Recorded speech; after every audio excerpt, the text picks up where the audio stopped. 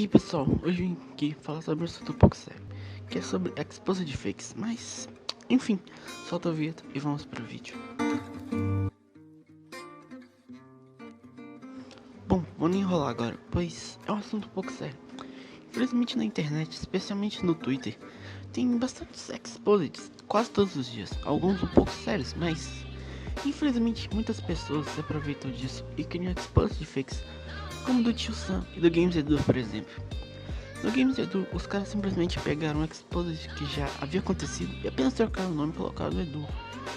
Eu vou deixar como exemplo aí na tela, deve estar aparecendo pra vocês agora, eu acho, provavelmente.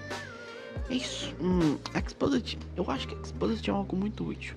Em alguns casos, acaba dando cadeia pra algumas pessoas por basicamente pedirem fotos íntimas pra garotas menores de idade.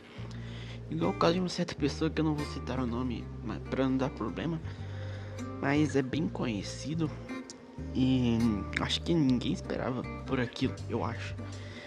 E bom, mais uma exposed fakes, dependendo, pode causar uma grande merda pra e simplesmente acabar com a vida ou carreira da pessoa. Então, embora esse vídeo não alcance tantas pessoas assim, eu peço que parem com isso, pois algum dia você pode acabar fazendo isso e as pessoas vão descobrir.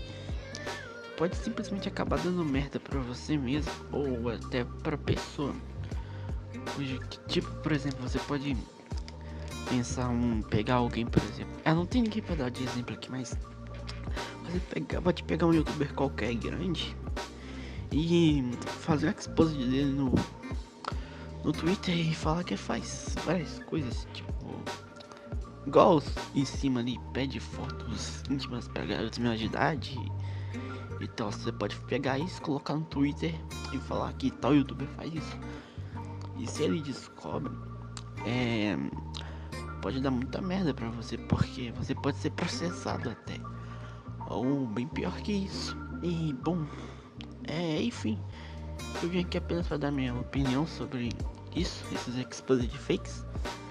E espero que esse vídeo alcance muitas pessoas e pessoas que fazem esse tipo de coisa e que elas parem de fazer exposed fakes pra acabar dando merda pra elas mesmas ou acabar destruindo a carreira de algumas pessoas. E é isso. Espero que tenham gostado do vídeo e minhas redes sociais vão estar na descrição. Se inscreve aí, deixa o seu like e até mais.